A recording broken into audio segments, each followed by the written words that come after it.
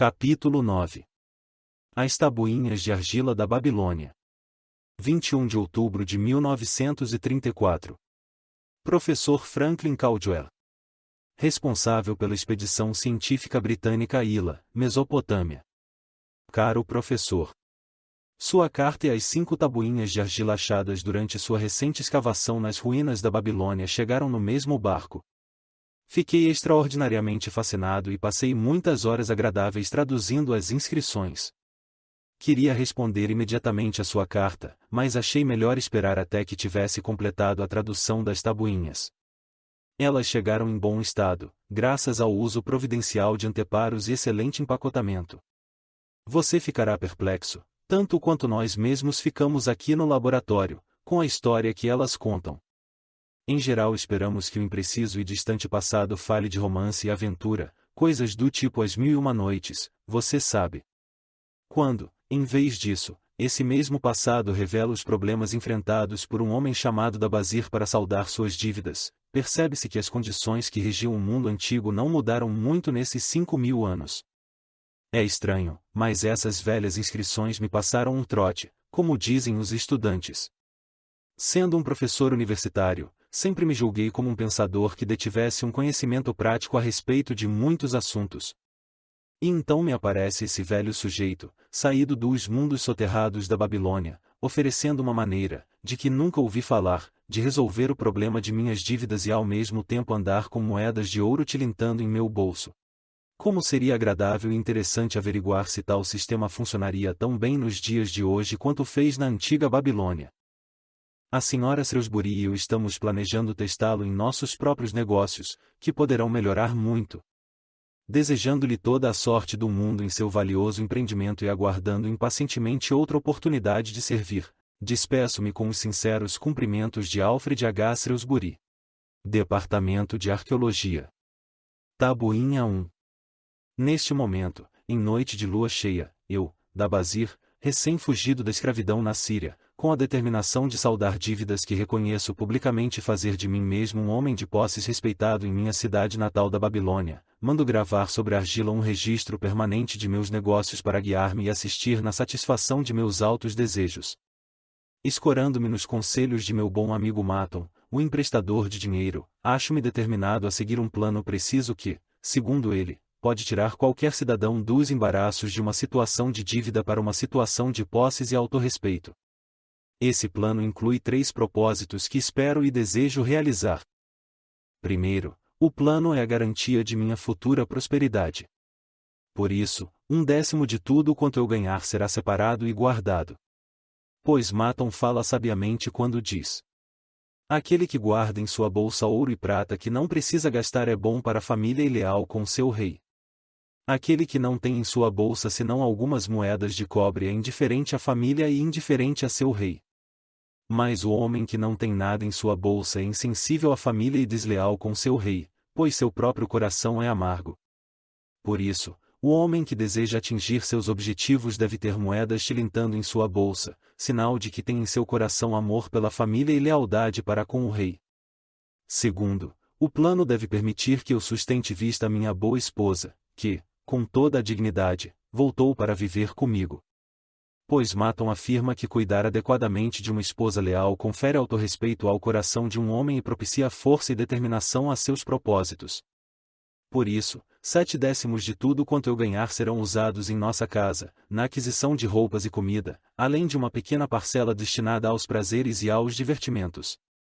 Mas é absolutamente necessário que não se gastem mais do que 7/10 nessas coisas. O sucesso do plano depende disso. Devo viver com essa parcela e nunca usar mais do que isso ou comprar o que esteja além desse limite. Tabuinha 2. Terceiro, o plano deve garantir que meus ganhos tenham condição de saldar todas as minhas dívidas.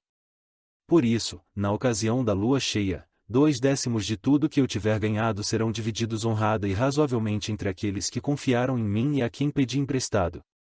Assim, em seu devido tempo, todas as minhas dívidas estarão certamente liquidadas.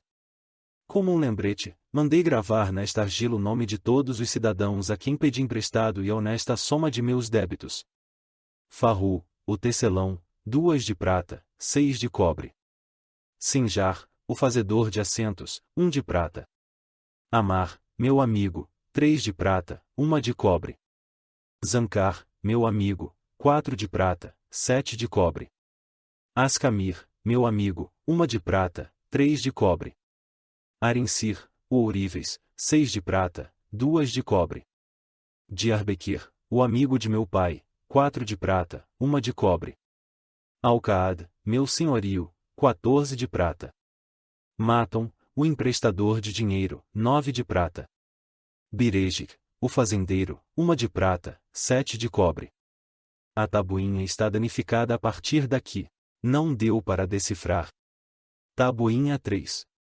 Devo a esses credores um total de 119 moedas de prata, e 141 moedas de cobre.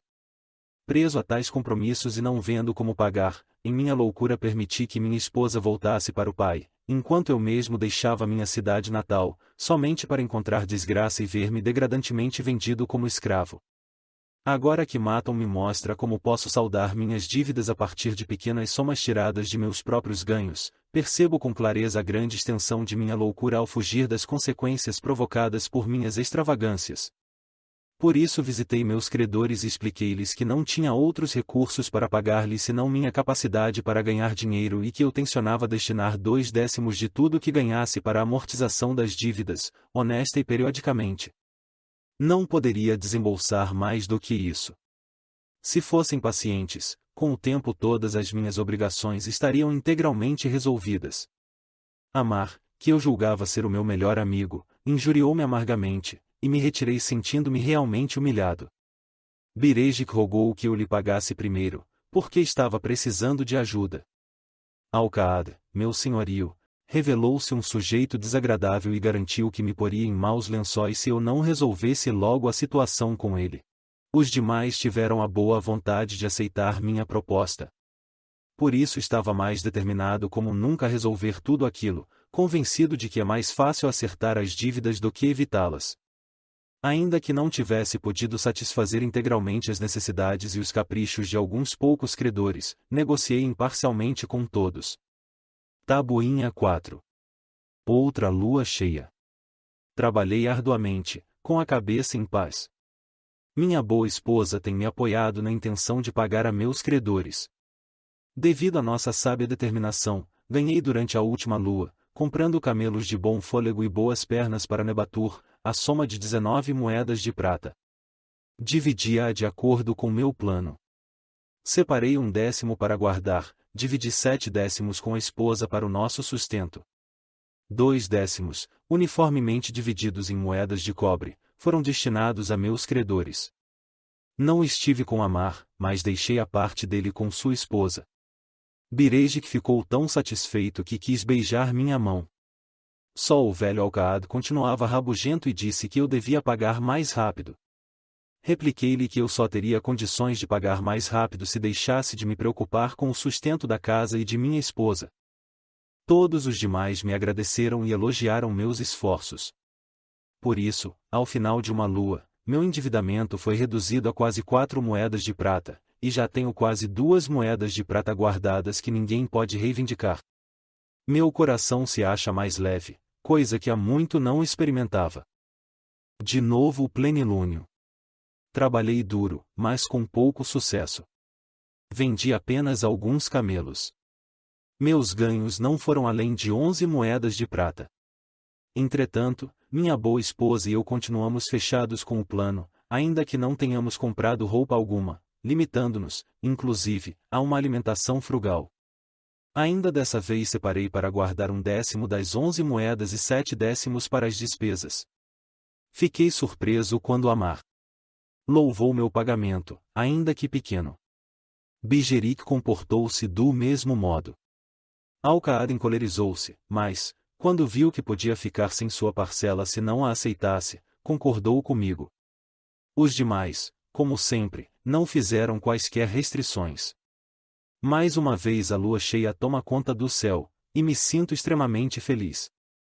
Topei com um magnífico rebanho de camelos e comprei alguns bem saudáveis, tendo conseguido ganhar 42 moedas de prata. Esta lua minha esposa e eu compramos sandálias e roupas, de que estávamos bem necessitados. Além disso, fizemos boas ceias, acompanhadas inclusive de aves. Paguei aos credores mais de 8 moedas de prata. Dessa vez, nem Alcaad protestou. Grande é o plano, pois ele tem nos tirado do endividamento e propicia-nos a possibilidade de guardar o que nos pertence de direito. Já se passaram 3 luas cheias desde que fiz este último entalhe na argila. Em cada uma delas paguei a mim mesmo 1/10 de tudo quanto consegui com o meu trabalho. E durante esse mesmo tempo minha boa esposa e eu vivemos sempre com 7/10 adrede separados, ainda que às vezes isso se tivesse mostrado mais difícil. E paguei regularmente a meus credores os 2/10 a eles destinados. Minhas economias somam agora 21 moedas de prata. Isso faz com que eu sinta a cabeça no lugar e me deixe orgulhoso por poder caminhar entre meus amigos. Minha esposa cuida muito bem de nossa casa, se veste com decoro e elegância. Sentimos-nos felizes por estarmos juntos. O plano é de um valor indizível. Além de ter feito de um ex-escravo um honrado cidadão. Tabuinha 4. Veio de novo a lua cheia, e percebo que já faz um bom tempo que comecei a entalhar a argila. Na verdade, 12 luas vieram e se foram. Mas hoje especialmente não negligenciarei meu registro, pois acabo de pagar a última de minhas dívidas. Hoje é o dia em que minha boa esposa e meu agradecido ser comemoram com um grande banquete o fato de nossa determinação ter chegado a bom termo. Aconteceram tantas coisas em minha última visita aos credores que ainda me lembrarei disso por muito tempo. Amar rogou-me que lhe perdoasse por suas palavras duras e disse que eu era, entre todos os demais, a pessoa que mais desejava para seu amigo. O velho Alcaad não é assim tão mau, apesar de tudo, pois me disse. Antes você era um pedaço de argila mole que todo mundo podia apertar e modelar, mas agora é uma peça de bronze capaz de enfrentar uma espada. Se em algum momento precisar de ouro ou de prata, procure-me. E ele não é o único que me tem em alta conta. Muitos outros dirigem-se a mim com respeito. Minha boa esposa fita-me com um brilho nos olhos que me leva a ter confiança em mim mesmo. Esse é o plano que me propiciou o sucesso. Ele me capacitou a pagar todas as minhas dívidas e conservar minha bolsa repleta de ouro e prata. Recomendo a todos que desejam o êxito. Pois se fez com que um ex-escravo tivesse condição de pagar suas dívidas, não ajudaria qualquer outro ser humano que buscasse a independência. E ainda continuo a utilizá-lo, pois estou convencido de que poderei estar entre os homens mais ricos do mundo. 7 de novembro de 1936. Professor Franklin Caldwell. Responsável pela expedição científica britânica a Ila, Mesopotâmia. Caro professor. Se, em suas futuras escavações nas ruínas da Babilônia, encontrar o fantasma de um antigo habitante, um velho negociante de camelos chamado Dabazir, faça-me um favor.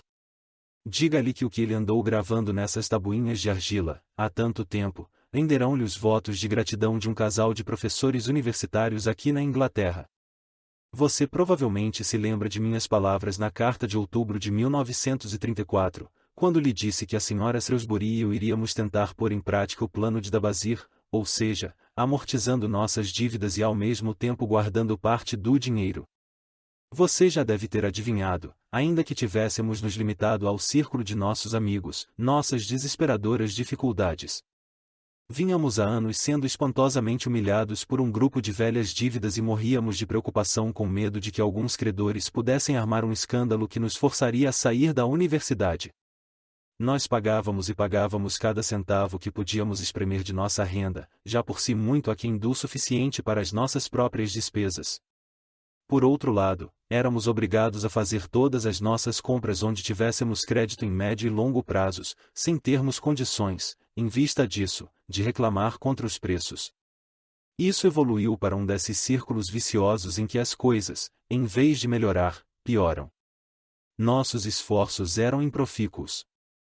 Não podíamos mudar para uma casa mais em conta, porque devíamos ao senhorio. Não víamos luz alguma no fim do túnel. E de repente nos aparece esse seu conhecido, o velho negociante de camelos da Babilônia, com um plano inteiramente ajustado ao nosso caso, convidando-nos jovialmente a seguir o sistema que ele mesmo utilizou em seu próprio tempo. Fizemos uma lista de todos os nossos débitos, saí com ela e mostrei-a a cada um de nossos credores. Expliquei-lhes como era humanamente impossível pagar-lhes do jeito que as coisas iam. Eles mesmos podiam perceber isso de imediato pelas quantias. Ponderei que o único modo de pagar-lhes integralmente seria separar todo mês 20% de minha renda e fazer um rateio entre os credores, o que me permitiria liquidar a dívida no mínimo dentro de 2 anos. E que nesse meio tempo criaríamos uma espécie de livro-razão e daríamos prioridade a eles em nossas compras. Eles ficaram realmente satisfeitos. Nosso verdureiro, um velhinho esperto como o que, interpretou a ideia de uma maneira que ajudou a convencer os demais. Se você pagar por tudo que compra e pagar apenas uma parte do que deve, será ainda melhor, pois você não vai liquidar seu débito em menos de 3 anos. Finalmente formulei um acordo por escrito com o nome de todos, determinando que eles estariam proibidos de nos molestar enquanto os 20% de nossa renda estivessem sendo pagos em dia. Minha mulher e eu começamos então a criar um esquema que nos permitisse viver com 70%. Estávamos resolvidos a poupar 10%. O pensamento da prata e até do ouro tilintando era realmente mais sedutor. Essa mudança em nosso cotidiano era uma aventura. Divertíamo-nos com a ideia de viver confortavelmente com os 70% restantes. Começamos com o aluguel e conseguimos uma bela redução. Depois pusemos sob suspeita as marcas prediletas do que consumíamos, e foi uma agradável surpresa descobrir como frequentemente podemos comprar artigos de qualidade superior a um preço mais em conta. Para encurtar a história, não foi nada difícil tomar essas resoluções. Levávamos o plano adiante com muita alegria ainda por cima. Que alívio ter arrumado nossos negócios de tal modo que por muito tempo não fomos mais perseguidos pelas dívidas do passado. Não devo deixar, entretanto, de contar-lhe sobre esses 10% que tínhamos resolvido poupar. Conseguimos fazê-lo por algum tempo. Não ria antes da hora. Essa é a parte divertida. É realmente engraçado começar a acumular dinheiro que você não quer gastar. Há mais prazer em ver aumentar uma reserva de dinheiro supostamente excedente do que poderia haver gastando-a. Depois de ter poupado até onde achamos necessário, encontramos um emprego mais lucrativo para as nossas economias. Fizemos um investimento em que pudéssemos pagar esses 10% todo mês. Isso provou ser o aspecto mais satisfatório de nossa regeneração.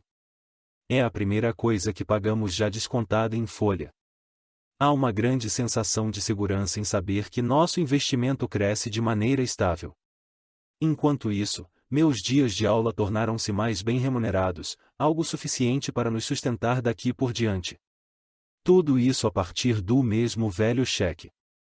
Difícil de acreditar, mas absolutamente verdadeiro. Todas as nossas dívidas sendo gradualmente pagas e nossos investimentos crescendo ao mesmo tempo. Além disso vivíamos, financeiramente falando, muito melhor do que antes. Quem acreditaria haver uma diferença de tal monta em termos de resultado entre seguir um plano financeiro e simplesmente deixar-se levar pela corrente? No final do próximo ano, quando todos os nossos velhos débitos já não existirão, teremos condição de aumentar o valor dos nossos investimentos, além de uma quantia extra para viajar.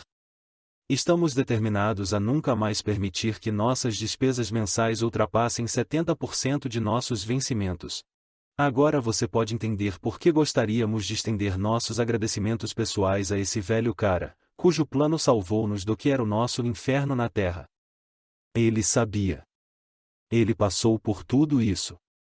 Ele queria beneficiar os outros a partir de suas próprias amargas experiências.